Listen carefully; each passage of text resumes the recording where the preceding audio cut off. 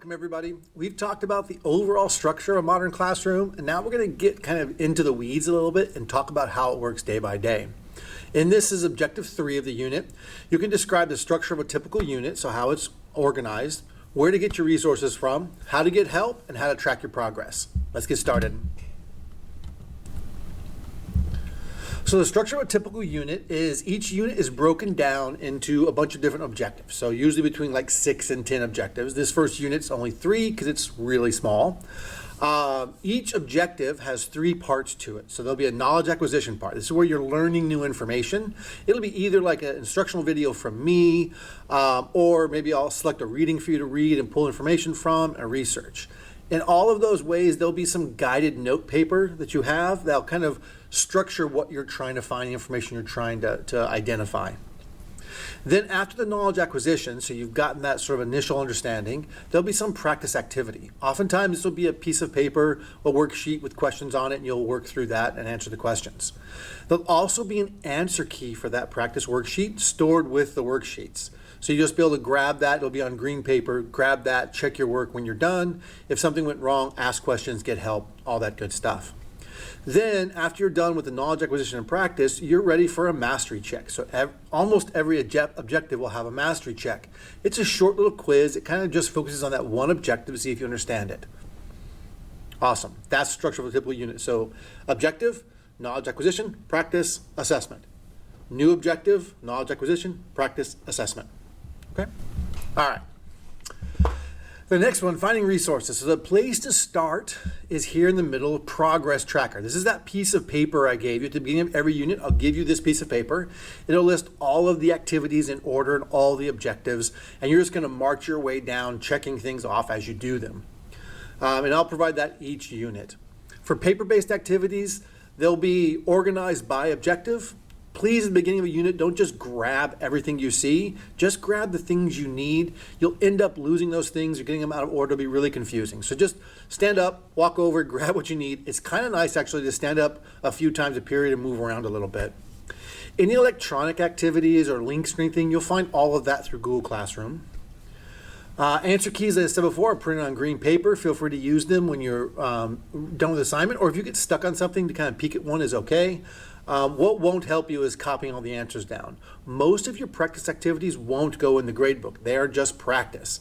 So they're to get you ready for the mastery checks.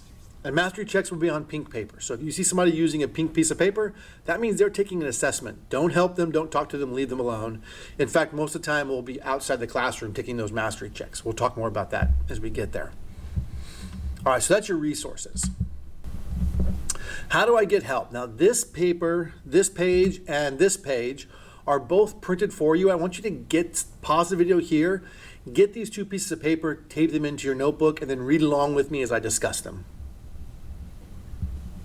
Okay, so I'm assuming you've gotten the papers and we're back to talk. So this first one, I'm thinking of questions in 3 sort of categories. The first is procedural questions. How do I do this? Where do I find this? All those kind of questions. Ask the people around you. You're more than likely going to solve the problem without getting me involved when it's a procedural question. If no one knows where to find or how to get or where something is, you'll have cups at your table. There's a green, a yellow, and a red cup. You're going to switch your cup so that the red cup's on top and I can see that. When I see a red cup, I know that the moment I have a free second, I'm going to go over and ask a question or answer a question.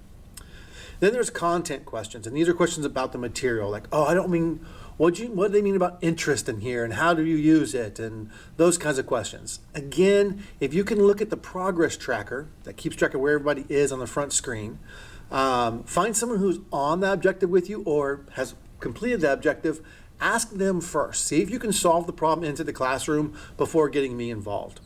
But if you've asked 3 people and you can't find an answer, or you're not confident the answer is correct that you found, again, switch your cups to red. That will cue me that I need to come over as soon as I possibly can and talk to you. Then the other thing, especially in this class, is a lot of times students just want to talk about personal finance in their real life, what their family does, like they own a business or however. Those kind of questions pop up all the time. If you have that kind of question, it's not really something where you're stuck. You can keep moving forward. Switch your cups to yellow instead of green. And then I know that as soon as I get a chance, I got a spare moment, I should pop over and talk to you about something. And in the meantime, you're going to keep working on your objectives. So that's my thinking with the cups. Green means we're working, no problems, we don't need anything. Yellow means we've got a question, but we're not stuck. Red basically means, hey, we're stuck, like someone at our table is stuck. All right. Questions on that? I hope not. Let's move on. Okay, revision and reassessment. I asked you in a video if you had a question. It's not good teaching. Revision and reassessment policy. So how you know when you're ready to take your mastery check? So really when you're done with the knowledge acquisition and the practice, you've checked your work with the answer key, and you feel good about the objective, ask for a mastery check. I'll want to see your practice and your notes so I can make sure that you're actually doing those things. And then I'll give you a mastery check. I'll hold on to those myself. If you feel good about your mastery check, so one thing I don't want you to do is you take a mastery check and then you just sit there for 20 minutes that period because you're like, I don't know how I did yet. I don't know if I should move on or not. If you feel pretty good about it, you're like, no, I felt good about it, move on to the next objective. If something didn't go well, then you can always move back to that objective the next day when you get your mastery check back. If you know it went badly, you're like, that did not go well, start reviewing then. Go back and check your notes, check over your practice assignment, ask questions to classmates, ask me questions, start getting yourself ready. In that case, I'll probably want to grade it right away and just make sure that it didn't go well. 3, what should I have mastered? Oh, if you haven't mastered the mastery check yet, you just go back and do some more practice. I might have a more extra practice worksheet for you. I might be able to just guide you on something, or you might just talk with some classmates and figure out what went wrong. Then you'll retake the mastery check. The second mastery check won't be the same as the first. So typically it'll go from a more open-ended thing. So instead of multiple choice questions, it might be just like a quick write a few sentences kind of thing answer. If on the second attempt you don't pass the mastery check, that's when I'm going to definitely want to sit down with you. So I'm willing to sit down and help you at any point along the way, but if you don't pass 2 of them, I definitely want to sit down for a few minutes with you and kind of talk about what's going on, what can I help with, how can we close the gap, and really get you to a point where you feel good about that objective and moving forward, and maybe some techniques for how to approach the learning from that point forward. All right, that's the revision reassessment policy. Don't give up on stuff. You get to retake things as often as you need. All right, last thing, progress tracker. There's 2 types of progress trackers. There's your personal progress tracker, which is that piece of paper with all the objectives and the knowledge acquisition and all the activities on it. You're going to keep track of that. That lets you know where you are in the unit. The materials you're going to find in Google Classroom often, or paper in the classroom. We'll also have a public progress tracker. This will be a spreadsheet that'll be displayed on the front screen. It'll have everybody's name on it, and you'll keep track of what thing you've completed. That way you can look up there and find someone who's working on or has already completed like objective 3 or 4 or 5, and you can ask that person for some help if you need so.